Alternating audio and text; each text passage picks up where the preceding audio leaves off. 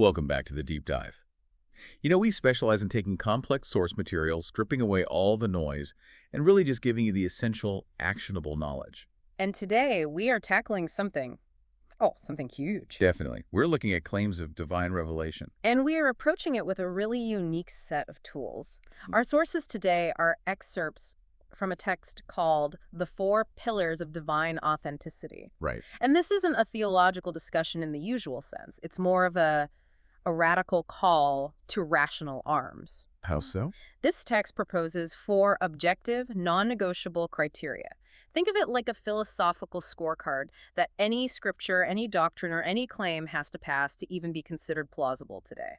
What immediately grabbed my attention about this source is the philosophical shift it demands from you, the listener. Mm, I mean, traditionally, evaluating these kinds of texts is steeped in inherited tradition, right? Yeah. Or emotional connection, or simply what my parents told me. of course. This source material just says, stop. It commands you to move into what it calls the uncompromising realm of rational certainty. That's a great phrase. It is. It's a shortcut to being well-informed, sure, but it's a shortcut that's built on, real intellectual rigor. It completely reframes the dynamic. The text tells you, the listener, that you are the ultimate judge. The jazz. Yes. And the sacred texts or claims, they're just evidence being presented to you. This is such a crucial distinction because it recognizes your central role in this whole equation. And it assigns you a very specific title for that role. It does. You are assigned the role of the trustee of the Creator. That's such a powerful term, trustee. For the listener hearing that for the first time, what does that role imply that's different from just being a believer or a follower? Ah, that's the key. What's the weight behind that title? Well, if you are the trustee, it means you've been entrusted with ultimate accountability. And accountability requires your highest possible faculty, which is reason. It means blind acceptance is actually a violation of the trust that's been placed in you. So you're failing your duty if you just believe without questioning. Precisely. The source material argues that if a supreme lawgiver provides a universal law, then the mechanism for validating it has to be just as universal, just as objective, and rationally certain. Which is where the four tests come in. Exactly. They aren't suggestions, they're necessities demanded by the very nature of that trusteeship. Okay, so let's unpack this core tension. We're moving past the comfort of tradition, which is subjective, it relies on authority. So why do these four criteria establish that domain fit for the trustee's rational mandate? Because tradition is useful for, say, history, but if the claim is that this is the word of the single absolute lawgiver, then we're dealing with a perfect universal system. And subjective feelings can't measure perfection. They can't. Any evaluation that relies on local custom or how something makes you feel just falls short. So the four tests have to be objective. They're designed to screen for structural flaws that tradition often just smooths over. If the source is perfect, the proof has to be perfect. That's the standard. It sets the bar incredibly high, which I suppose is the entire point. Right. If a text fails even one of these four pillars, the whole claim to a divine origin is compromised. It collapses. Let's start with the internal integrity check. Tell us about Pillar 1, the claim of absolute systemic coherence. So this is the internal logic test. It's foundational. Imagine you are debugging a perfect piece of software. Or like a legal constitution. A flawlessly written constitution, exactly. The requirement here is that the text must present a unified worldview that is, well, perfectly consistent. Any contradiction, whether it's theological or practical, renders the whole system incoherent. But isn't the requirement of perfect consistency setting the bar almost impossibly high? It seems that way. I mean, doesn't context matter? If a text spans many years or different cultural settings, wouldn't there naturally be some apparent discrepancies that need interpretation? And that's the critical challenge this pillar gets at. Those apparent discrepancies are often patched over with human interpretation. Or by appealing to external traditions, things that aren't even in the text itself. Exactly. The test for the trustee is whether the text's concept of the divine, its ethical commands, and its social laws all form a single, non-conflicting system without needing that intellectual patch job from the outside. So the failure we're looking for isn't just a typo or a minor historical mix-up. It's a structural contradiction. That's it. If the text requires you to suspend logic, or if it forces you to go find some external unverified tradition just to explain why Chapter 3 contradicts Chapter 50 on a core moral idea. Then it fails the coherence test. It's not self-sufficient. An internally inconsistent text suggests multiple authors or conflicting philosophies or maybe later human additions. It just fundamentally compromises the claim of a single perfect source, It has to be able to stand on its own intellectually. beginning to end. Okay. Wow. Now, if a text passes that monumental internal check, it's logically sound, the very next question has to be, has it stayed perfect? Right. So how do we move from an internal logic check to a historical one? That takes us to Pillar 2, the claim of uncorrupted preservation. This pillar is all about the historical chain of custody. And just think about the stakes here.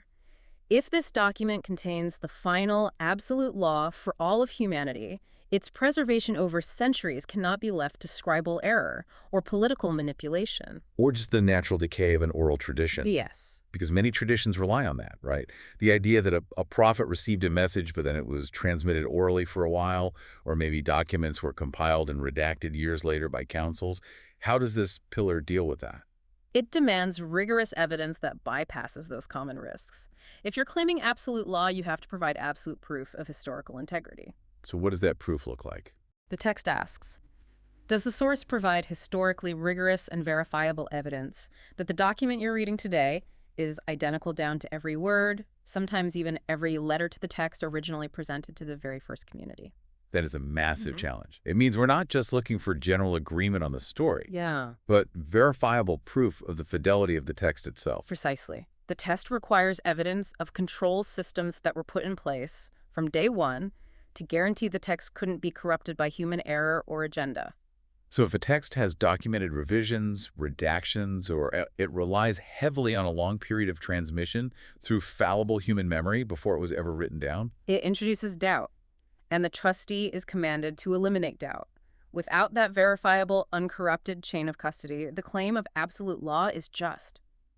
It's compromised by historical uncertainty. that makes the shift to Pillar 3 even more profound.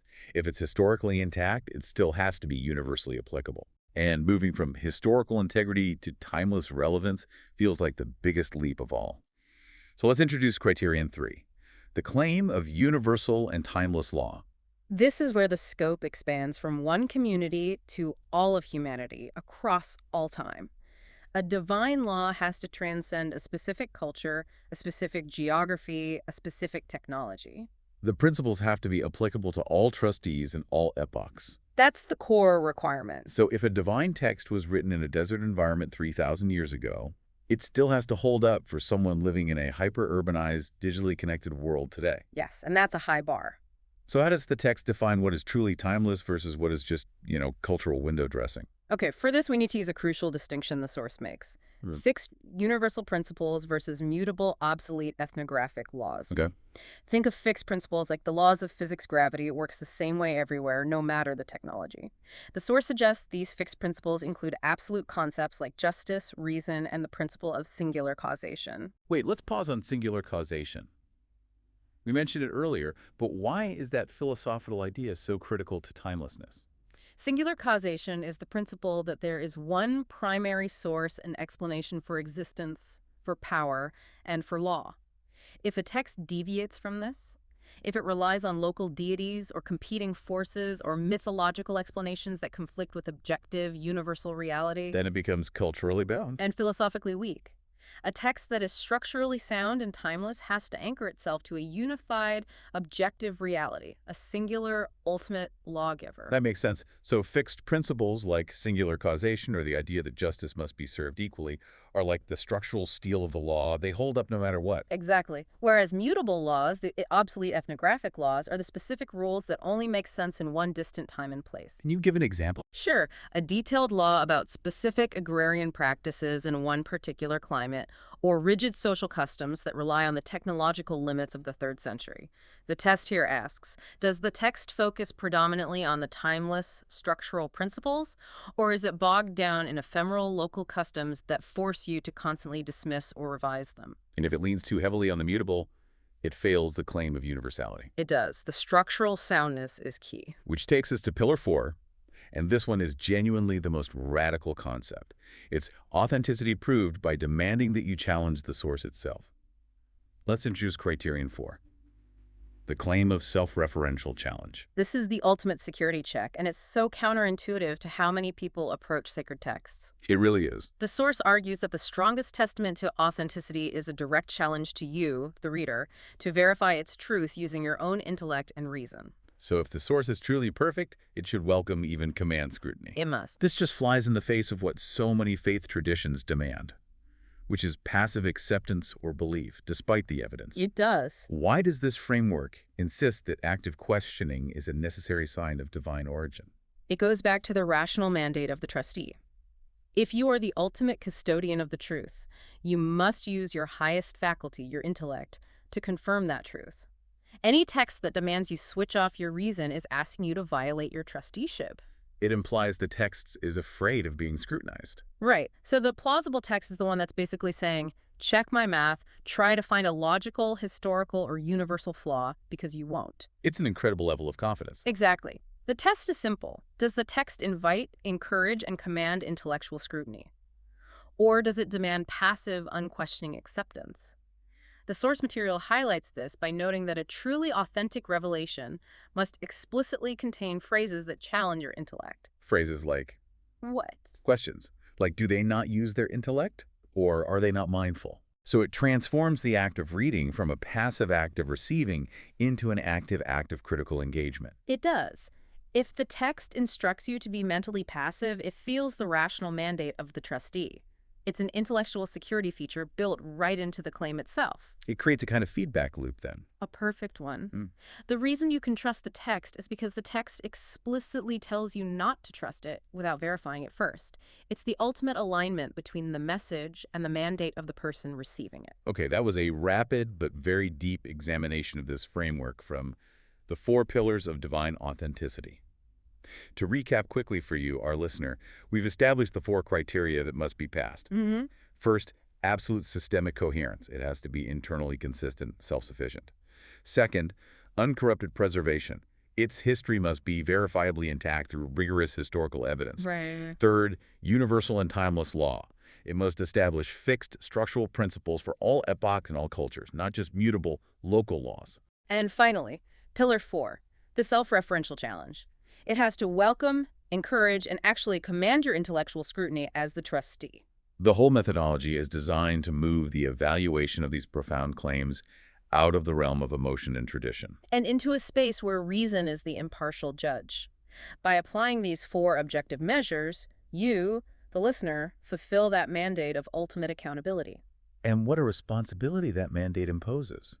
If we accept the premise that the reader is commanded to become the trustee of the creator, then knowledge acquisition isn't just a passive pursuit of facts anymore. No, it's an active, mandated application of reason. It means every single piece of information, every tradition, every claim you encounter in daily life. Whether it's a political theory, a scientific finding, or a spiritual claim. All of it. It must be subjected to your highest rational capacity. The trustee has to apply reason and justice not just to sacred texts, but to every action and decision, knowing that the structural integrity of all knowledge depends on their unyielding scrutiny. That profound charge to be the ultimate rational custodian of knowledge is something truly worth considering as you navigate the world.